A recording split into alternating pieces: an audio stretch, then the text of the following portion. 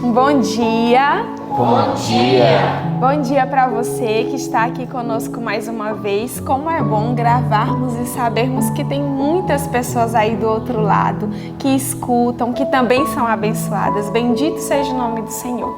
Bom dia para você, meu companheiro de todos os dias, né? Bom dia! Bom dia para vocês também que nos acompanham quase todos os dias. Louvado seja Deus por isso. Creio que o Evangelho está sendo pregado e nossas vidas estão sendo fortalecidas. Neste momento nós vamos orar para que Deus nos fortaleça e que Ele aceite este culto que nós estamos ofertando a Ele.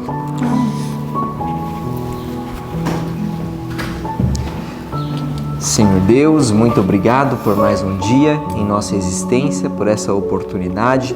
Que o Senhor se faça presente aqui conosco e em todos os lares que estão agora buscando ao Senhor. Amém. Em nome de Jesus. Amém.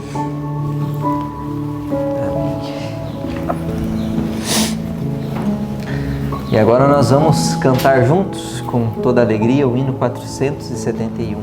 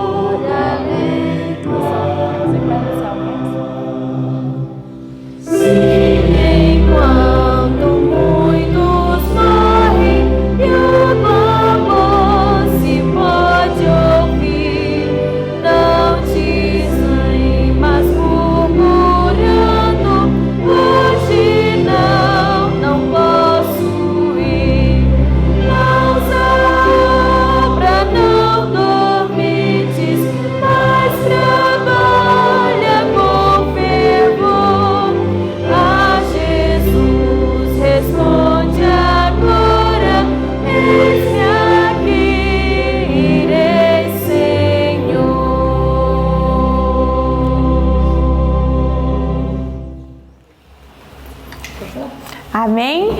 E nós vamos continuar com o verso da semana. Está em Marcos, capítulo 1, do versículo 23 até o verso 25. Nós estamos aprendendo esse verso e se você ainda não memorizou, hoje é uma nova chance de mais uma vez decorar junto conosco. Amém. Vamos no 3? Vamos lá. 1, 2, 3. Marcos 1, do 23 ao 25. E estava na sinagoga deles um homem com um espírito imundo, o qual exclamou, dizendo: Ah, que temos contigo, Jesus Nazareno? Viestes destruir-nos?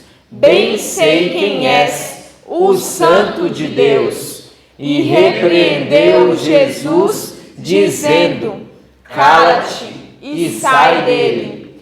Marcos 1, do 23 ao 25. Marcos 1, do 23 ao 25.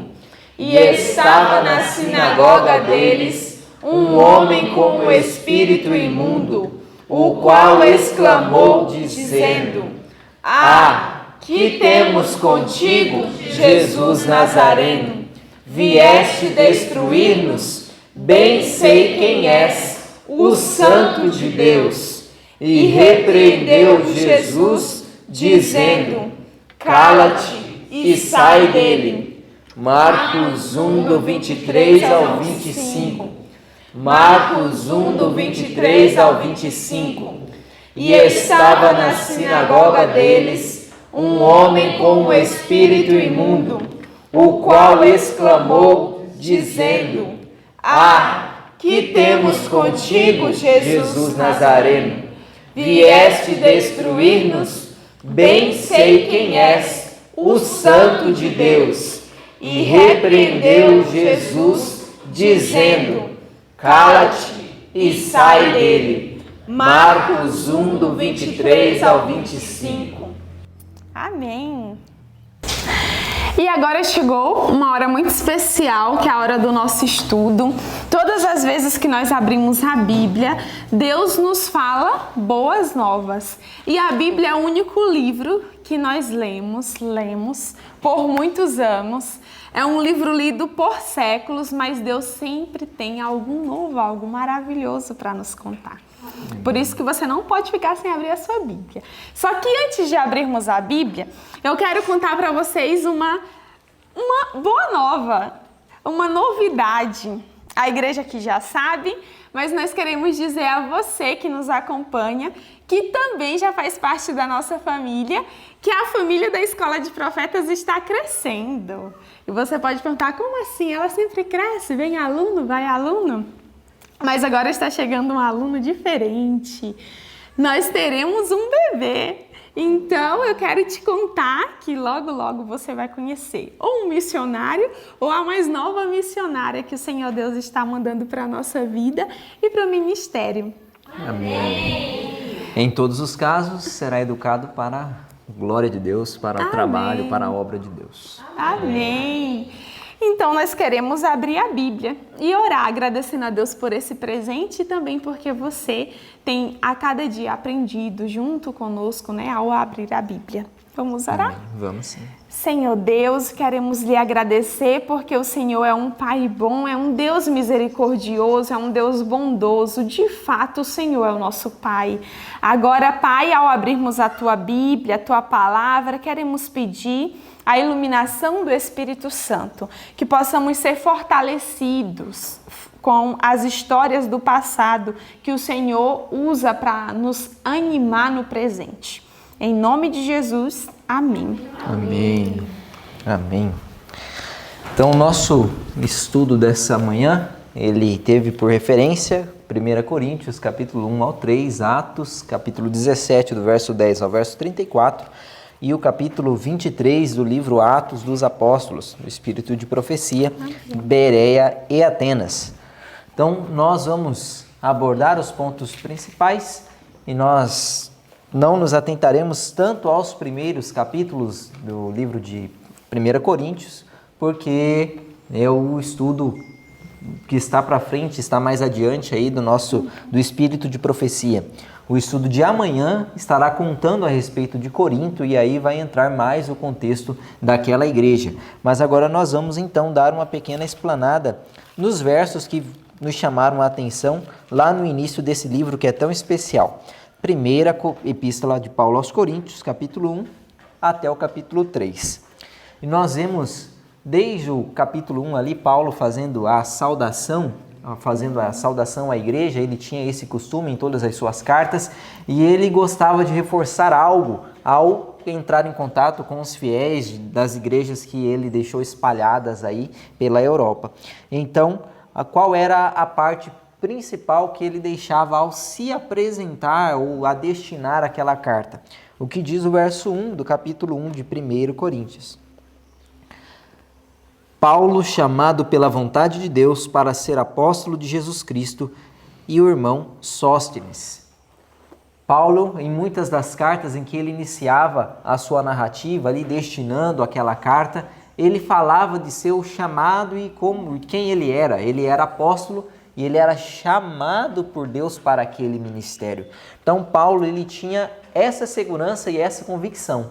Tudo que ele fazia era com a certeza de que quem tinha comissionado ele era Deus, e por isso ele fazia aquilo, e por isso ele tinha autoridade de escrever e de aconselhar, porque Deus tinha chamado ele para cuidar daquele rebanho.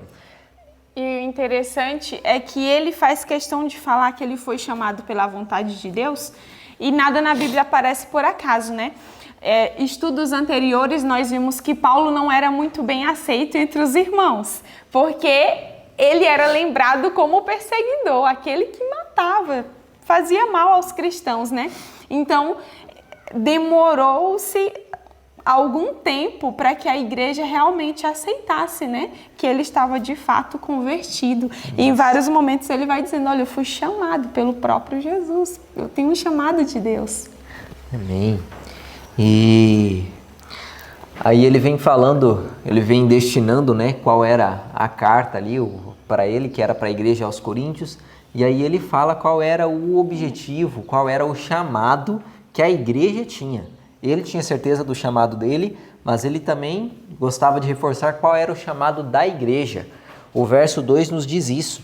A igreja de Deus, que está em Corinto, aos santificados em Cristo Jesus, chamados para ser santos. A igreja, todos os membros da igreja são chamados para serem santos. Não apenas a igreja de Corinto, mas todas as igrejas que Deus tem ao redor da terra. A nossa igreja, você aí de casa que é membro de uma igreja, você aí de casa que é filho de Deus, você é chamado para ser santo. Deus tem esse chamado para todos os filhos. E aí ele vai distribuir os dons após esse chamado. E aí Paulo, ele vem também, em continuação aí dos versos, ele vem agradecendo a Deus porque os dons estavam se desenvolvendo naquela igreja e a igreja estava crescendo em conhecimento, estava se aprofundando. E a alegria de Paulo, o que Paulo mais esperava era que todos os dons se manifestassem naquela igreja. Porque a igreja ela não precisa estar restrita a poucos dons, mas ter todos os dons. Porque Deus chama várias pessoas para comporem a igreja, chama esses para serem santos e concede dons a eles, de maneira que a igreja não tenha necessidade. Aí eu penso, olho para mim e vejo, eu estou sendo útil em que na igreja? Qual dom Deus me deu para a edificação da igreja, para levar a igreja à santidade, para levar a igreja a Deus? Todos os dons que Deus nos concede têm que ter esse objetivo, levar, conduzir a igreja a Deus, trabalhar com a igreja e trazer novas pessoas para fazer com que a igreja, o reino de Deus cresça. Amém. Em alguns momentos aqui, também na igreja, Escola de Profetas, nós usamos o termo, estudamos a respeito de como Deus quer nos levar a uma unidade. A professora Maísa, hora ou outra, fala conosco a respeito de como Deus quer nos conduzir a ter uma só mente, um só propósito, um só gosto, porque Ele quer unificar um povo dentro da vontade dEle, que é suprema. E é isso que Paulo deixou claro aqui também a respeito dessa unidade. Olha só o que vai dizer o verso 10.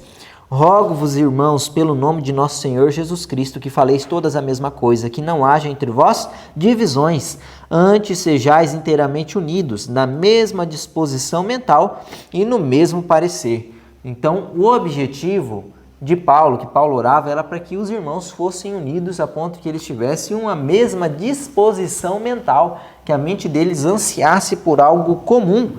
E isso nós temos o privilégio, a oportunidade de ver na igreja de Deus. Na verdade, Deus vai conduzir seu povo para esse objetivo, para esse propósito. Deus não guia pessoas distintamente, de pessoas que cada um traça o seu caminho, mas guiam pessoas diversas para um único caminho, para um único ponto central, que é a sua vontade. E quando a gente olha ali para Jesus orando, Jesus ora e faz um pedido ao Pai.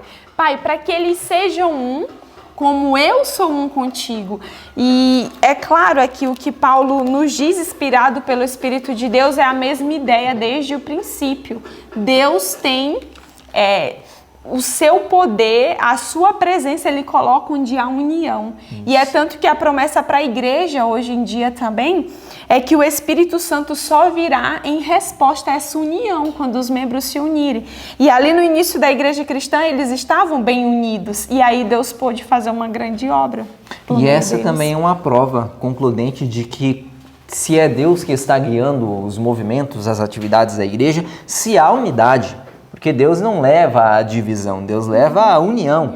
E o ponto que Paulo apela aqui, olha, que vocês sejam unidos, qual era o ponto de divisão deles? Era porque alguns tomavam partidos dentro da igreja. Uns falavam, eu sou de Paulo, outro, eu sou de Apolo. E ficava nessa disputa com pessoas que tinham influência. Paulo teve influência, formava um grupo. Depois vem um outro com influência, outros se assemelhavam a eles e eles ficavam disputando. Não é esse o objetivo da igreja. Deus levanta homens capazes na igreja, mas nunca, jamais para causar divisão, mas para causar união. E aí Paulo vem dando um argumento que eu acho muito interessante. A mente de Paulo, ele era muito usado por Deus, né? E é interessante o argumento que ele vem usando aqui, os questionamentos que ele vem fazendo à igreja para a igreja cair em si e ver de que eles não tinham razão para a divisão, porque era Deus quem estava guiando. E aí ele vai falar no verso 12 em diante, ele vai fazer algumas perguntinhas. Acaso fostes Paulo que morreu por vós na cruz? Acaso fostes vós batizado em nome de Paulo? Aí ele coloca, olha, vocês não foram salvos por mim. Vocês foram salvos por Cristo. Vocês não estão na igreja de Paulo, vocês estão na igreja de Cristo. Então tem que haver uma unidade. Eu não batizei, eu não salvei vocês, eu não morri por vocês. Tudo foi Cristo que fez. Eu plantei, Apolo regou, mas Deus quem deu o crescimento. E por isso devemos chegar a uma unidade. E esse é o objetivo da igreja. A igreja jamais pode estar dividida. Se estiver dividida, está fraca. A igreja unida é uma igreja forte. Se há divisão, há fraqueza então entre o povo de Deus e uma fortaleza aí para o inimigo agir. E aí continuando então, alguns versos para nós salientarmos aqui, me chama a atenção de que quando ele vai dizer então de que a pregação deles, a pregação que Paulo tinha ali com a igreja, ela não era a semelhança do que os gregos gostavam, de exibição de sabedoria, de falar, de conhecimento, mas na verdade a pregação deles era meio louca. Era loucura a pregação dele, porque a crucifixão já era considerado algo louco, algo que para o mundo não tinha ali a solução para problema algum. Mas era isso que Paulo pregava, e a sua única pregação estava baseada em Cristo e nele crucificado, não em exibição de conhecimento, mesmo que ele possuísse. Mas a única palavra que Cristo ressaltava, deixava fluir aí por todos os seus caminhos, era Cristo e esse crucificado que Cristo tinha feito por eles. E isso fica claro quando a gente lê o verso 2 do capítulo 2 de 1 Coríntios. Porque decidi nada saber entre vós, senão a Jesus Cristo e este crucificado. Paulo não era aquele que ficava exibindo o seu conhecimento quando pregava ou por onde passava, mas aquele que exaltava a Cristo.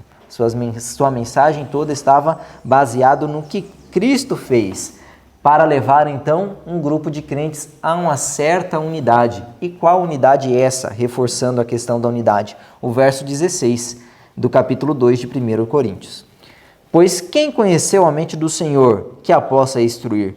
Nós, porém, temos a mente de Cristo. Quando nós alcançarmos esse patamar, esse padrão, com certeza seremos pessoas mais unidas. Com certeza a igreja estará crescendo, todos aí crescendo de maneira uniforme, tendo a mente de Cristo. Esse é o objetivo. Então Deus, ele constrói uma igreja sobre um único fundamento.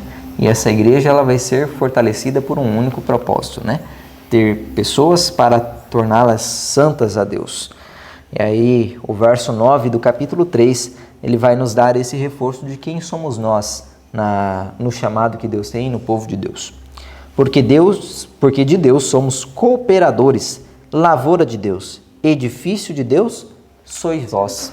Então nós somos cooperadores de Cristo.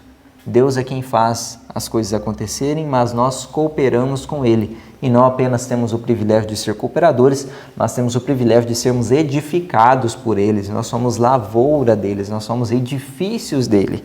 Nós então somos santuário para o Espírito Santo, como diz o verso 16 do mesmo capítulo. Não sabeis que sois santuários de Deus e que o Espírito de Deus habita em vós? Se alguém destruir o santuário de Deus, Deus o destruirá, porque o santuário de Deus que sois vós é sagrado. Nós temos esse privilégio. Nós somos o santuário de Deus. Deus habita em nós e quer que nós sejamos edificados nele. Que Deus possa nos abençoar a chegar a esse objetivo, esse propósito que Paulo estava levando a igreja de Coríntio a alcançar, que também é um objetivo nosso. E eu queria ressaltar aqui o verso 3, que aí ele faz um contraste, ele mostra que algumas atitudes que pode haver na igreja é atitude totalmente carnal, que se a gente pratica isso é uma amostra de que ainda é o espírito carnal e não o espírito de Deus que nos domina. Em 1 Coríntios 3, verso 3, ele vai falando, porque ainda sois carnais, pois havendo entre vós inveja, contendas e dissensões, não sois porventura carnais e não andais segundo os homens? Então, essas são atitudes totalmente carnais. Quando se pratica isso, é a prova de que a pessoa não está dominada pelo Espírito de Deus.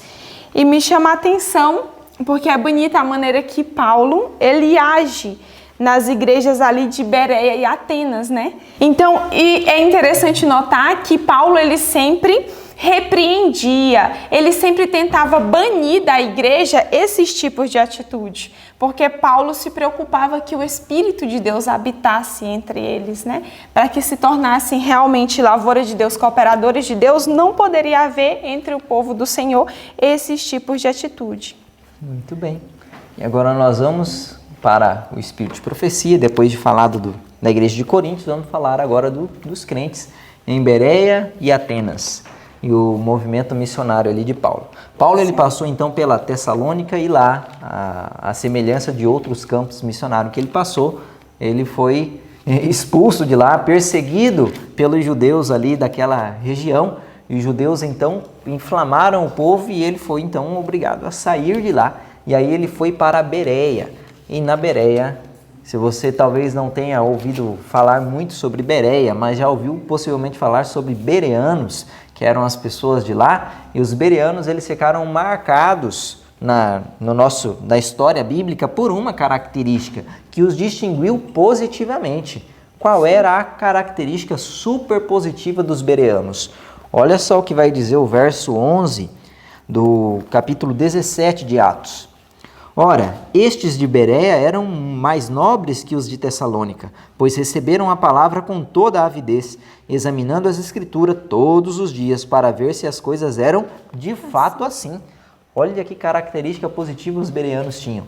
Eles não eram duvidosos ou pessoas descrentes, incrédulos totalmente. Eles eram pessoas que gostavam de raciocinar em cima de um assunto. Quando eles viram Paulo pregando algo diferente, eles não foram preconceituosos e já se rejeitaram aquela verdade, mas deram um ouvido para Paulo. Olha, vamos ver então o que você está falando, será que é verdade isso?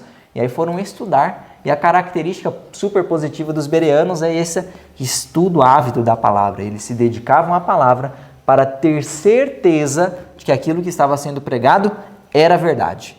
E essa é a atitude que todo servo de Deus deve ter. E que não é tão fácil de encontrar. Você já tentou pregar para alguém que é de outra denominação e a pessoa é assim, fervorosa naquilo que ela acredita que é o certo e ela não te dá oportunidade nem de você falar, ela não se permite ouvir outra coisa. E nós, como servos de Deus, sempre que alguém for querer falar algo da palavra, A gente precisa ouvir e ir na Bíblia e ver. Tem fundamento isso? É de fato o que Deus está falando? Tem de fato na Bíblia? Porque eu lembro assim que as pessoas vão dizendo, a Bíblia diz isso, e aí fala um ditado. Eu não me recordo agora exatamente. Era assim, quando eu era criança diziam assim, faz assim, como está escrito na Bíblia, faz por ti que eu te ajudarei. Era algo popular que o pessoal sempre comentava. Mas eu nunca achei na Bíblia exatamente isso, faz por ti que eu te ajudarei. Mas era algo que diziam. Isso parece algo bobo, mas quantas outras coisas as pessoas dizem que Deus disse, mas não foi daquele jeito que Deus disse, não é daquele jeito que está na Bíblia. E a gente precisa aprender muito com os bereanos, porque essa atitude de ouvir, de pesquisar, de ter vontade de descobrir a vontade de Deus, fizeram eles encontrar de fato a verdade. Isso. E o evangelho foi bem recebido ali no coração de muitos. E eu fico imaginando, né, o que o texto lá de Atos disse, que eles eram mais nobres por causa dessa posição. Eles tinham uma aparência de nobreza porque eles se permitiam conhecer mais. E eu fiquei olhando para nós, não só para momentos que nós temos encontros com pessoas que pensam diferentes, mas mesmo nós. Quando alguma pessoa está falando algo, às vezes, normalmente a gente com todo o preconceito ou já achando que sabe alguma coisa, já fica ali bloqueado com aquele pensamento, com aquela posição do irmão, e aí você já fica assim, não, isso não, mas nem estuda, nem sabe, nem leu, não conhece. Isso não é um posicionamento nobre. E eu fiquei imaginando, Senhor, quantas vezes eu não fui nobre? Quantas vezes eu não tive essa característica dos bereanos, de ouvir algo que para mim soou como novidade e ir atrás com humildade para descobrir. E outras vezes, talvez já aconteceu com você que está aqui, mas já leu algo na Bíblia que você não entendeu, mas você também teve preguiça de ir atrás para saber o que Deus está querendo dizer ali. Aí é mais fácil deixar de lado e ler outra coisa que entende melhor. Só que a postura de um servo do Senhor é pesquisar o que Deus está querendo dizer, o que o Senhor está querendo dizer aqui. E a gente não deve sossegar até ter certeza de que o que nós fazemos, o que nós vivemos, a nossa conduta é amparada por Deus. Deus aprova. Pensa que felicidade, que paz de coração há para um servo de Deus que tem certeza de que o que ele faz, o que ele fala, a maneira que vive, está de acordo com a vontade de Deus. Aí você não para por nada, porque você descobriu nas Escrituras a vontade de Deus, então você continua. Isso. E aí, ao final, não há divisão, né? Como no caso da igreja, que ficavam um do lado do Paulo, outro do lado de Apolo. Quando os bereanos não eram do lado da palavra. Eles estudavam, não, se a palavra diz, se é verdade, cremos. E aí havia essa unidade e esse crescimento. Então, o fato é que nós temos que cuidar muito com essa nossa posição, de sermos pessoas humildes e nobres para receber novos conhecimentos, para que a nossa mente se expanda. E muitas vezes teremos dificuldades ao chegar em pessoas para pregar com isso devido ao seu preconceito. O preconceito torna a mente limitada, limita a mente, limita a compreensão. Aí entra para nós também, eu não posso ser preconceituoso. E ao lidar com pessoas preconceituosas, eu sei que eu vou ter que ter todo um tato e todo um jeito. Não posso apenas falar uma vez e ver que a pessoa está relutante e já chutar o balde, porque o preconceito limita. Mas com todo o cuidado, os próximos parágrafos disseram que aqueles que são honestos e retos buscarão a verdade e encontrarão ela. Então, em todos os lugares, por mais que sejam preconceituosos, tenham uma cultura preconceituosa, os retos e os honestos irão abrir o coração à verdade. E nós sabemos quem são eles? Não. Por isso a gente prega a todos, mas estes receberão a mensagem. E se não receberem?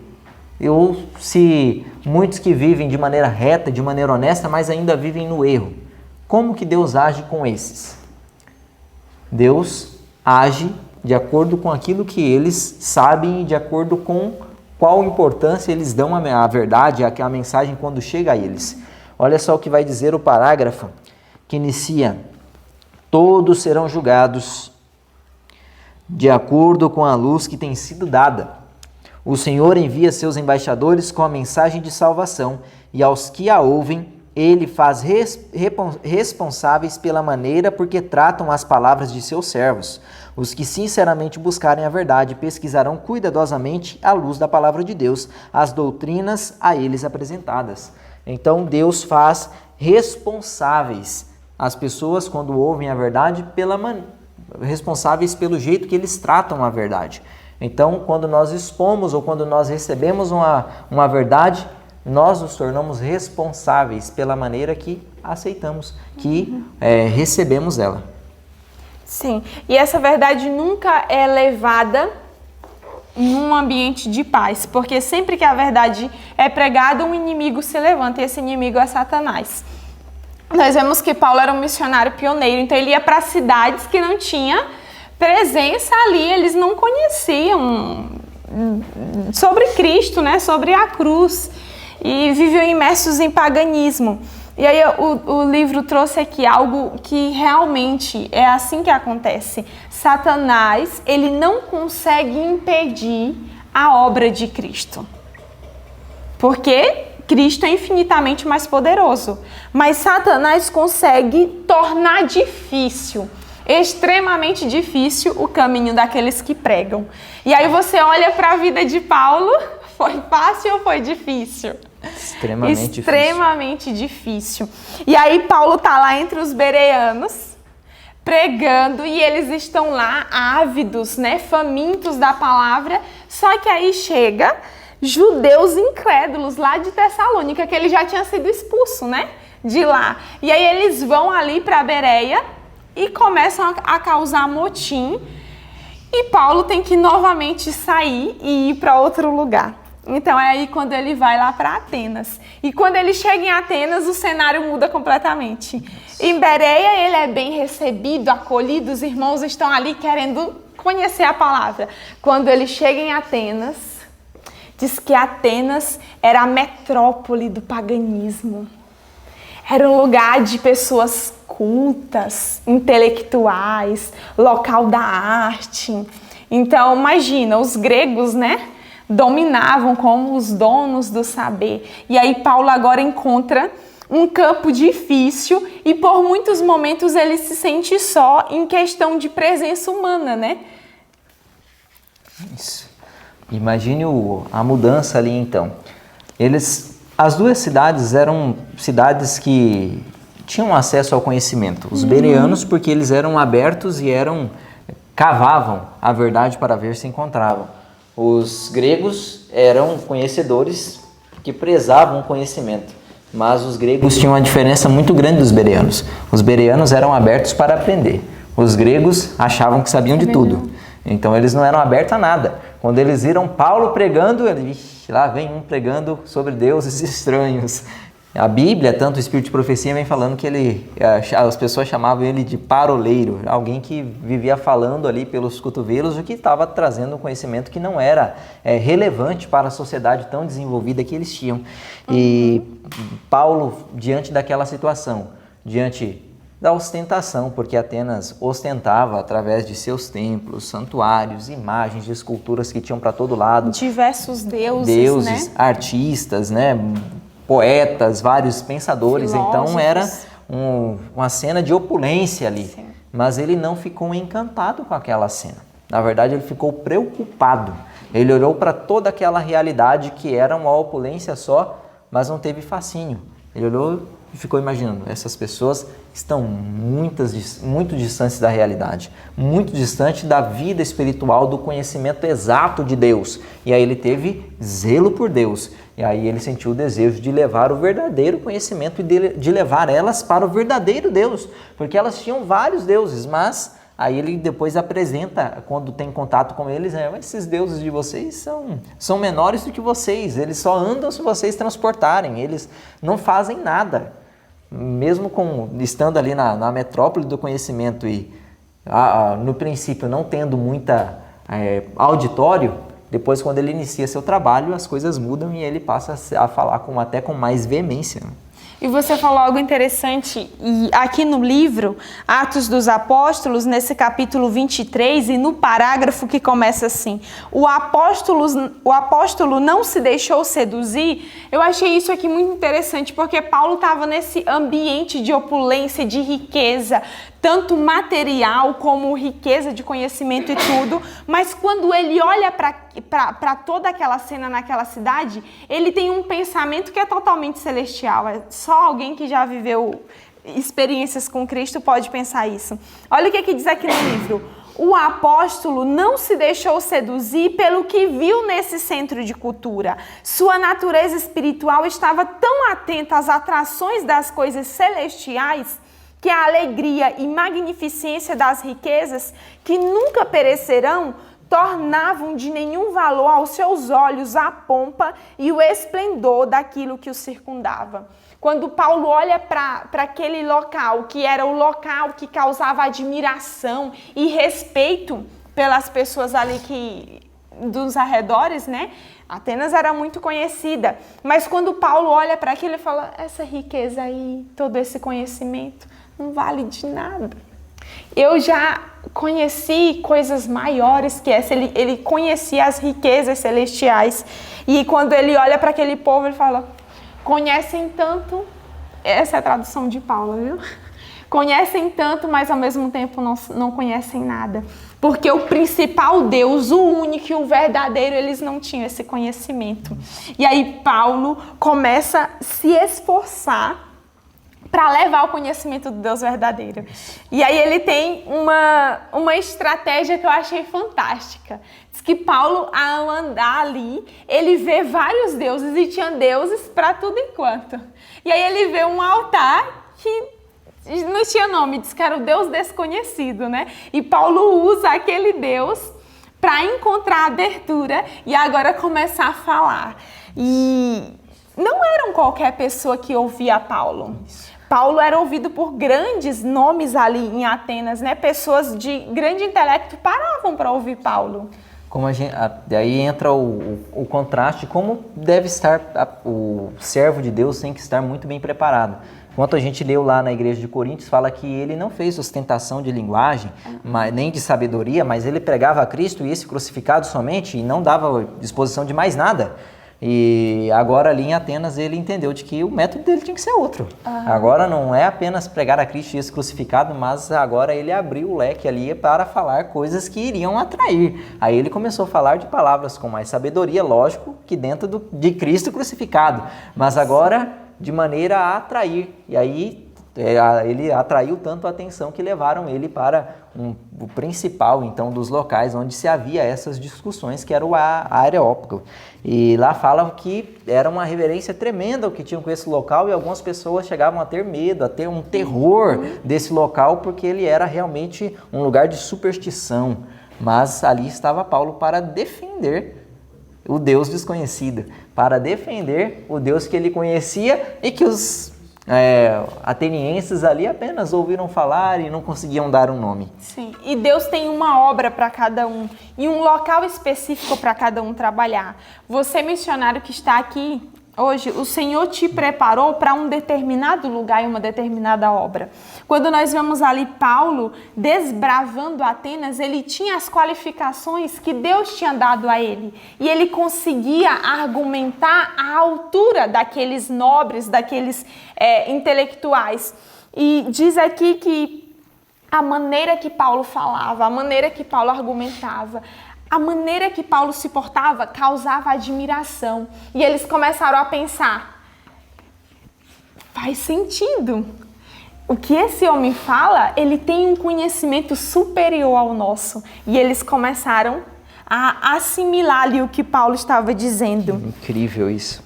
Enquanto uns fechavam o coração, outros abriam o coração. Ali em Atenas o trabalho não prosperou tanto se comparado com outras cidades, né? Quanto mais paganismo, quanto mais riqueza e opulência, o coração se torna mais duro para receber a palavra.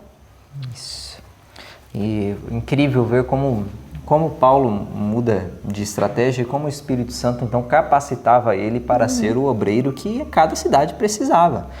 E o parágrafo começa: entre os que se encontraram com Paulo na praça havia alguns filósofos epicureus e estoicos, mas esses e todos os demais que entraram em contato com ele logo viram que ele tinha um conhecimento superior mesmo ao deles. Sua capacidade intelectual impunha respeito aos letrados, ao passo que seu fervoroso e lógico raciocínio e seu poder de oratória captavam a atenção de todo o auditório. Seus ouvintes reconheciam que ele não era nenhum aprendiz. Paulo era alguém que tinha sido instruído por Deus. Deus tinha preparado e capacitado, e ele estava pronto para ocupar qualquer posição.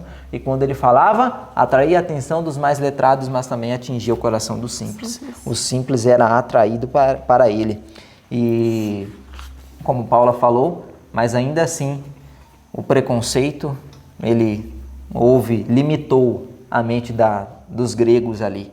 E mesmo tendo posse de muito conhecimento e almejando, dando um real valor aí para o conhecimento como eles davam, isso não foi o suficiente para eles encontrar o verdadeiro conhecimento, a verdadeira sabedoria.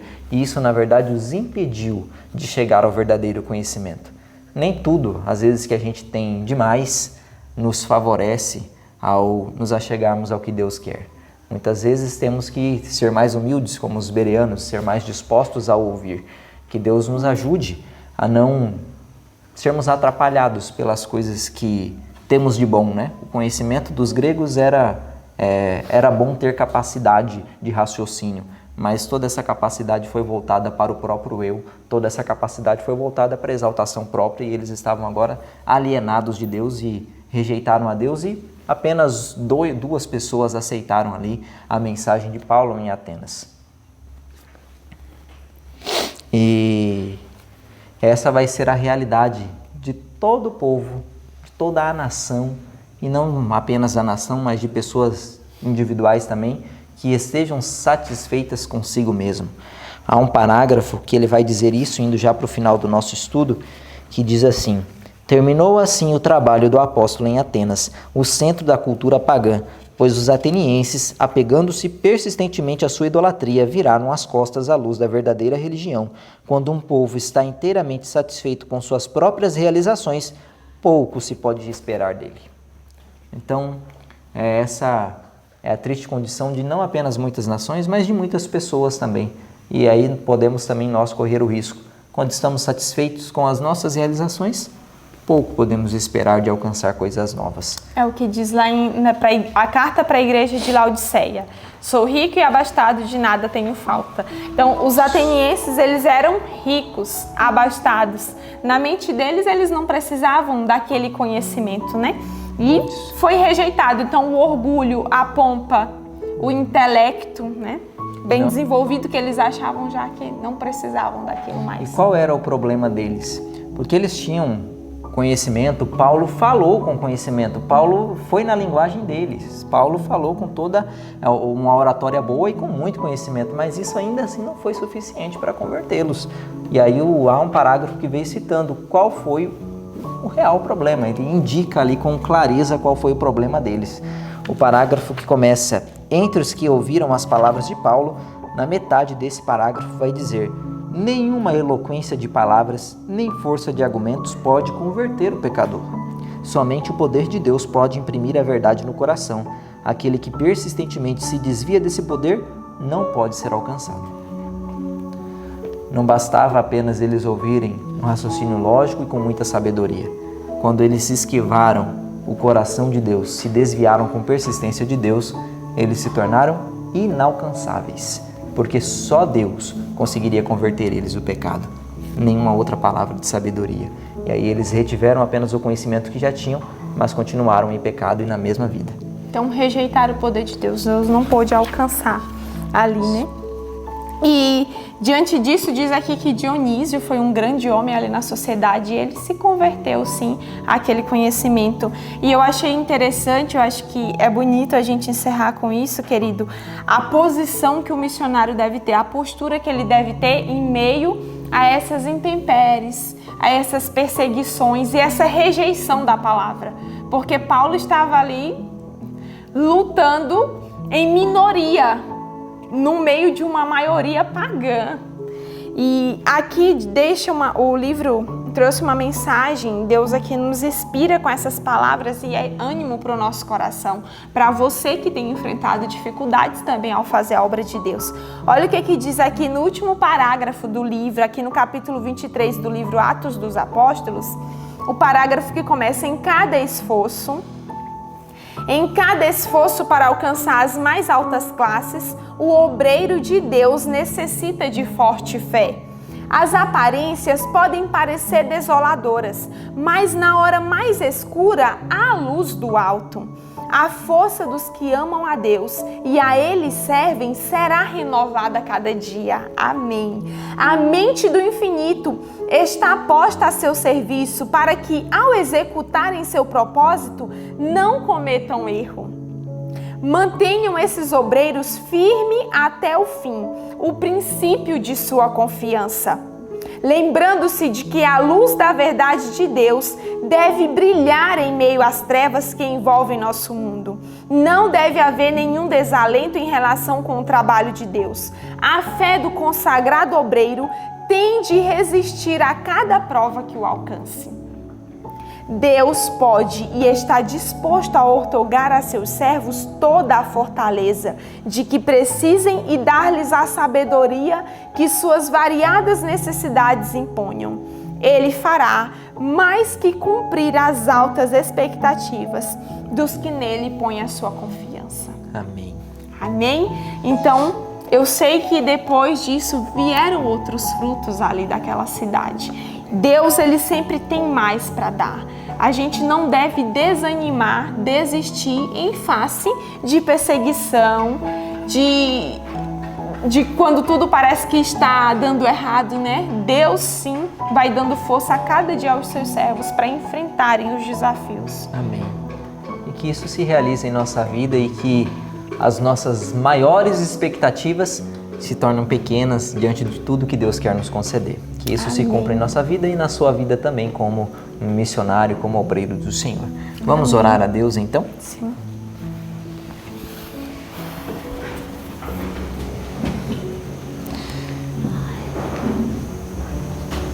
Pode orar? Senhor Deus, nós te agradecemos porque o Senhor nos dá força e nos ensina e nos motiva a continuar, mesmo em face de perseguição, de lutas e dificuldades. Eu sei que o Senhor pode fazer infinitamente mais. Te agradecemos porque o Espírito Santo tem trabalhado nos nossos corações e nos corações dos teus outros filhos que estão espalhados, Senhor, ao redor desse mundo. Pedimos a tua bênção sobre cada missionário que dia após dia enfrenta lutas, mas também recebe vitórias das tuas mãos. Que o Senhor fortaleça as mãos deles, os pés, a boca, Senhor, as palavras, para que não esmoreçam, mesmo que venham as dificuldades. Amém. Em nome de Jesus, amém. Amém. Quer dar tchau aqui? Que mesmo, né?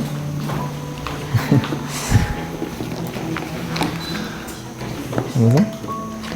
Então que Deus nos abençoe e tenha um ótimo dia. Até amanhã.